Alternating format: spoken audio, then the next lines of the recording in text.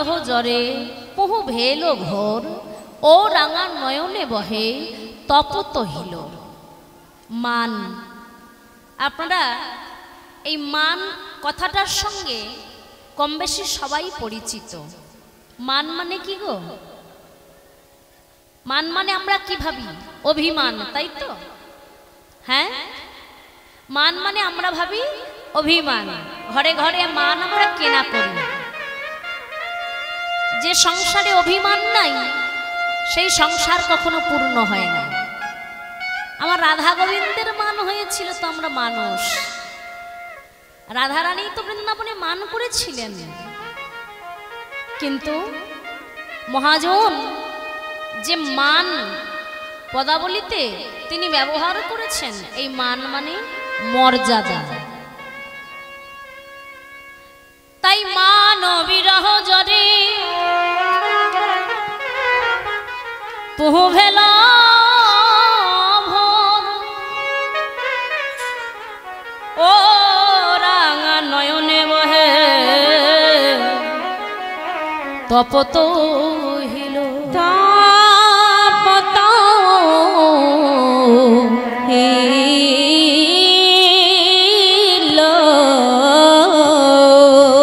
মান বিরহ জ্বরে। আজ মান তো করেছিলেন বৃন্দাবনের রাধা ঠাকুরানী। মহাপ্রভুকে কি বলছেন?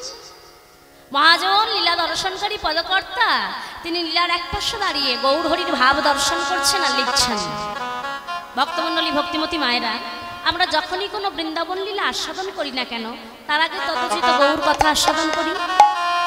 এখানে কম বেশি যত মায়েরা বাবারা আছেন কৃষ্ণ কথা আস্বাদন করেন, হরিবাসরে যান, আর আমরা বৃন্দাবন লীলার আগে গৌর কথা আস্বাদন করি, মানে শ্রীধাম নবদ্বীপ আস্বাদন, তাই তো? কিন্তু আজকে মহাপ্রভু নবদ্বীপে নেই। যখন এই মান লীলার ভাব মহাপ্রভুর মধ্যে জাগ্রত হয়েছিল, মহাপ্রভু কিন্তু তখন তিনি নবদ্বীপে ছিলেন। তিনি ছিলেন গম্ভীরায়, পুরীধাম। গম্ভীরার মাত্র 3.5 হাত জায়গা, একটা ছোট্ট ঘর। ভাবতে পারছেন? ওই নবীন দীর্ঘকায় সন্ন্যাস পুরুষ, যার যেন লম্বিত ভুজ দুটি বাহু, জানু দেশ ছাড়িয়ে গেছে। জানু মানে হাঁটু, আজও লম্বিত ভুজ। মহাপ্রভুর হাত দুটি এতটাই লম্বা ছিলেন। তিনিও তো দীর্ঘকায় নবীন সন্ন্যাস। কত কষ্টে তিনি থাকতেন। আর ওই গম্ভীরার ছোট্ট ঘরে মহাপ্রভু কি করতেন জানেন না? সারাদিন বহিরঙ্গ ভক্তদের নিয়ে করতেন প্রভু আমার হরিনাম সংকীর্তন, আর সন্ধ্যা হলে পর অন্তরঙ্গ ভক্তদের নিয়ে করতে প্রভু আমার ব্রজের নাম প্রেম আস্বাদন। সারাদিন তিনি বহিরঙ্গ ভক্তদের নিয়ে হরিনাম সংকীর্তন গাইতেন, আর যখন সন্ধ্যা হয়ে যেত সারা রজনী তিনি অন্তরঙ্গ ভক্তদের নিয়ে ব্রজের নাম প্রেম আস্বাদন করতেন। এমনি এক সময়ে স্বরূপ দামোদর রাই রামানন্দের বদন দর্শন করে মহাপ্রভুর মনে পড়ে গেল বৃন্দাবনের মান লীলার কথা। মান তো করেছিলেন বৃন্দাবনের রাধা ঠাকুরানী, তাহলে আমার গৌর হরির কেন মান হয়েছে? হ্যাঁ গো, নিজেই নিজের চরণ দুটি জড়িয়ে ধরে কাঁদছেন। আচ্ছা, একাধারে চৈতন্য চরিতামৃতে কবিরাজ কৃষ্ণদাস গোস্বামীপাদ বললেন যে রাধা কৃষ্ণ এক আত্মা দুই দেহ ধরি, রাধা কৃষ্ণ দুইজন এক দেহ ধরে নবদ্বীপে এসেছেন। একই আত্মা দুই দেহ ধরি অনন্য বিলাস রস আস্বাদন করে। সেই দুই দেহ এবে আমার চৈতন্য গোসাই ব্রজের নাম প্রেম আস্বাদিতে দহে হইলায় কোঠায়। বহুজন, সেই ব্রজের বহুজন একত্রিত হয়ে নদিয়ায় এসেছেন। তাই কখনো কৃষ্ণ ভাব, কখনো রাধা ভাব। তিনি একা কৃষ্ণচন্দ্র নন, যিনি আমার কলিযুগ পাবন অবতরী গৌর হরি। হ্যাঁ গো মায়েরা, আমার গৌর হরি তিনি কি শুধু ভগবান শ্রীকৃষ্ণ? বলছে না না না, অন্তর কৃষ্ণ বহির্গোণা। তাই এই অন্তর কৃষ্ণ বহির্গণা যেই পরে মনে আপনি আপনা ধরে নিজের চরণে, যেই না মনে পড়ে গেছে মান লীলার কথা, অমনি নিজেই নিজের চরণ দুটি ধরে কাঁদছেন। বৃন্দাবনে যেমন শ্রীকৃষ্ণ রাধারানীর চরণ দুটি জড়িয়ে ধরে কেঁদেছিলেন, তেমনি ভাবে আজ মহাপ্রভু নিজেই নিজের চরণ ধরে কাঁদছেন, মানে কৃষ্ণ ভাবে রাধারানীর চরণ ধরে কাঁদছেন। তাই মহাজন এক পাশে দাঁড়িয়ে লীলা দর্শনকারী পদকর্তা বলছেন, আরে মোরো শ্রী গৌরাঙ্গ চা, শ্রী গৌরাঙ্গ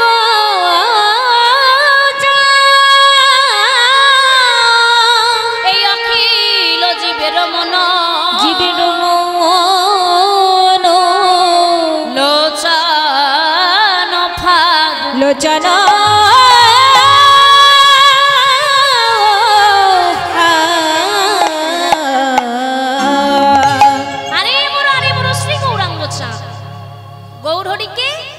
সঙ্গে তুলনা করছেন। হ্যাঁ গো, গৌরহরিকে কি চাঁদের সঙ্গে তুলনা করা যায়? বলছেন না। আকাশে চাঁদ দেখি, সে চাঁদের গায়ে কত কলঙ্কের দাগ আছে। হ্যাঁ গো, আমরা আকাশে যে চাঁদ দেখি, সে চাঁদের গায়ে কত না কলঙ্কের দাগ থাকে, কিন্তু আমার যে গৌর চাঁদ, আমরা আকাশে যে চাঁদ দেখি, সেই চাঁদের কত কলঙ্কের দাগ।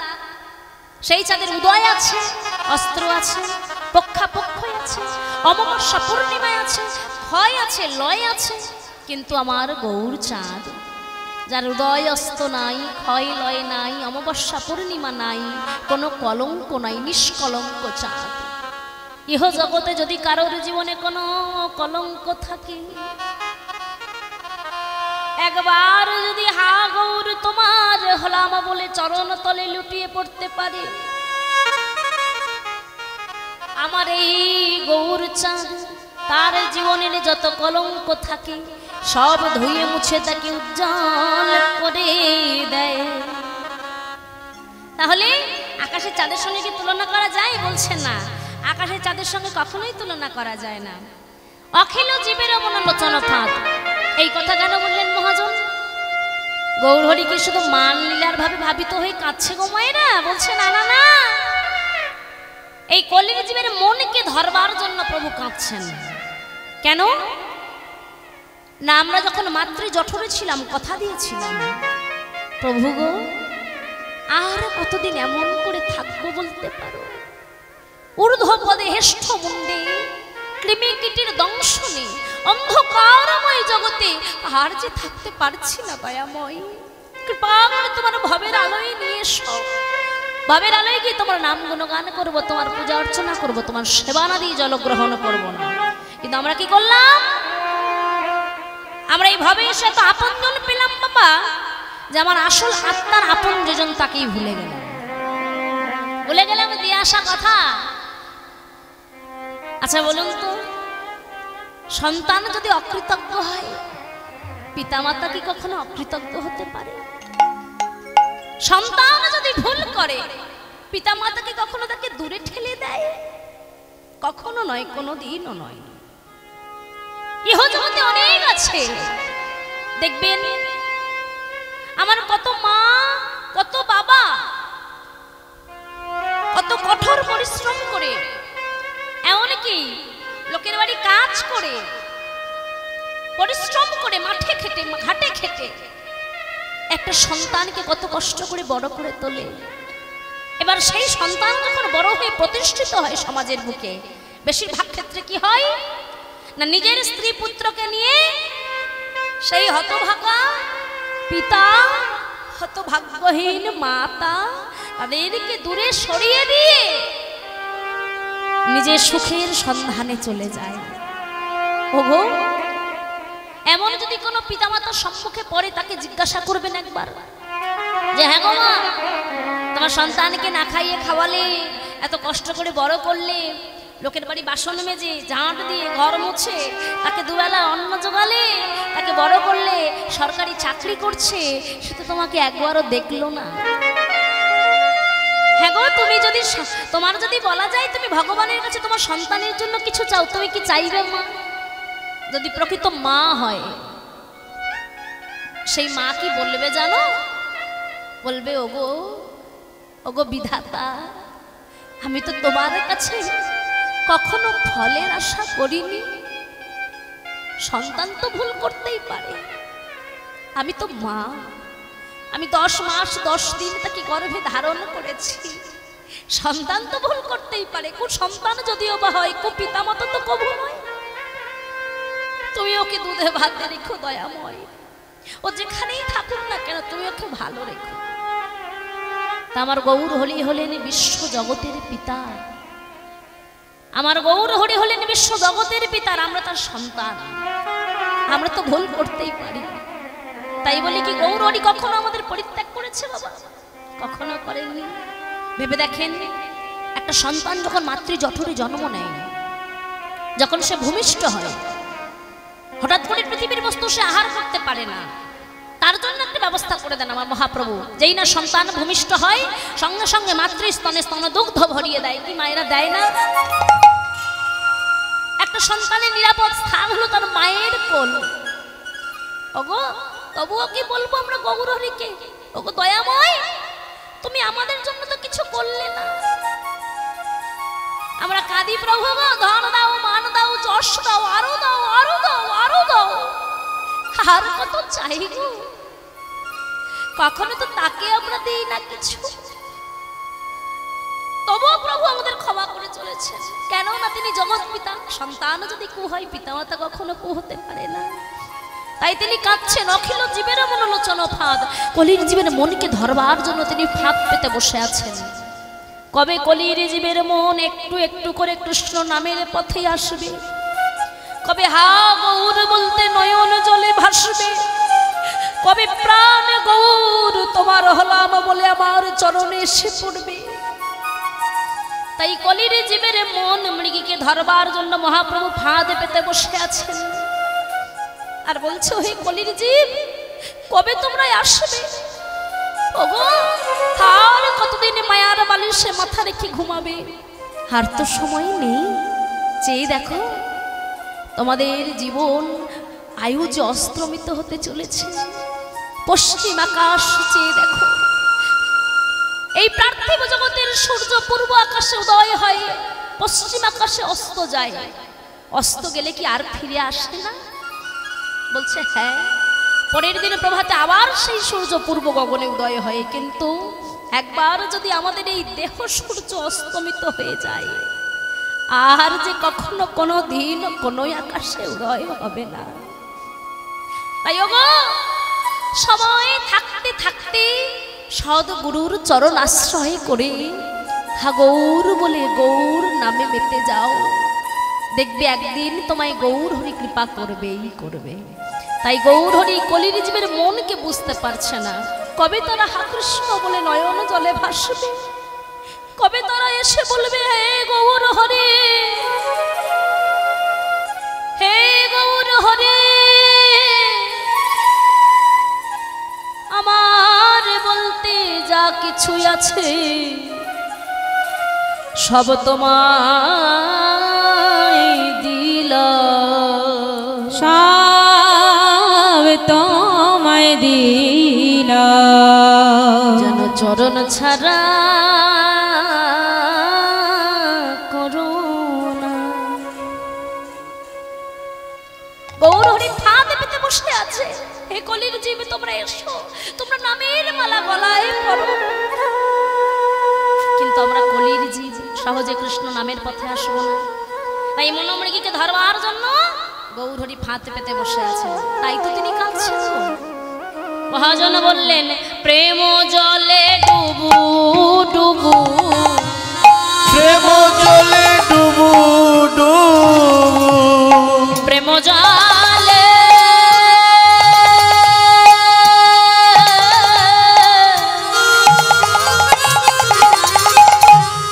প্রেম জলে প্রেম জলে প্রেম জলে ডুবু ডুবু,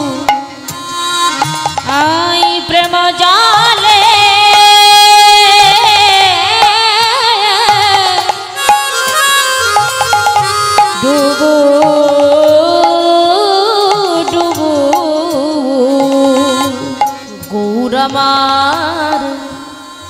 গৌরমা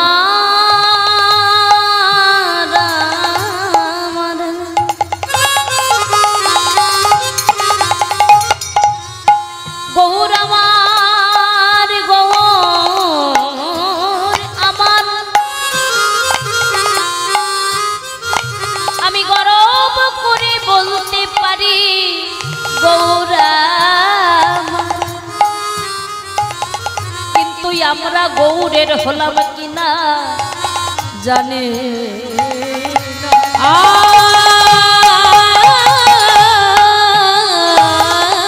প্রেম জালে ডুবু ডুবু লোচন তারা গো আহা প্রলাপ সন্তাপে ভাবে বিভোরা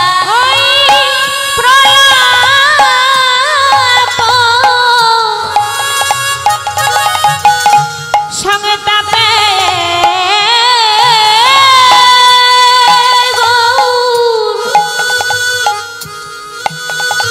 ভাবে বিভরা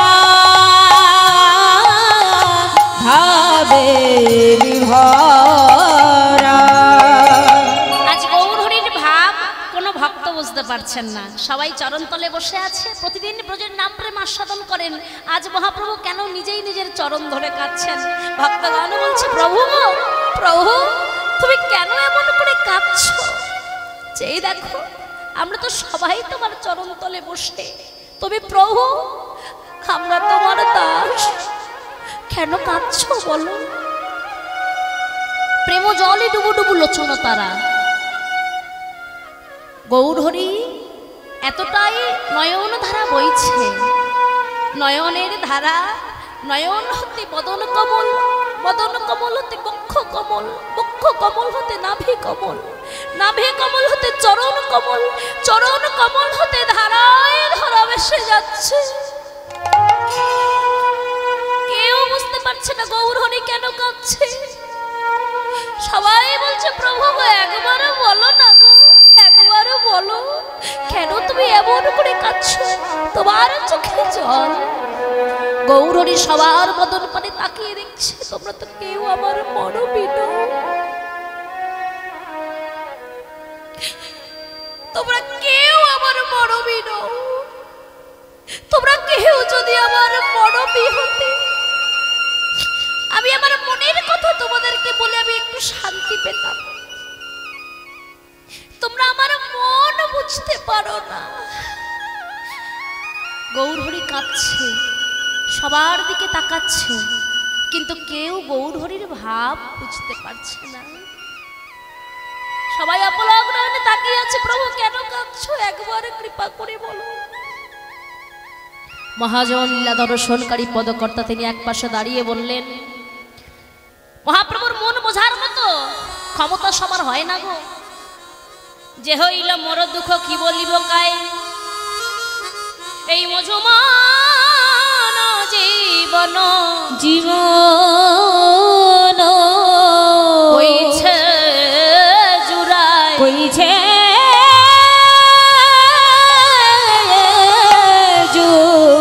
জুড়াই, এই রূপে উদ্ধারিল সব নর নারী, সব নর নারী। এ রাধা মোহন কহে, মোহন কহে কিছু না হলো আমারি, না হলো हमारे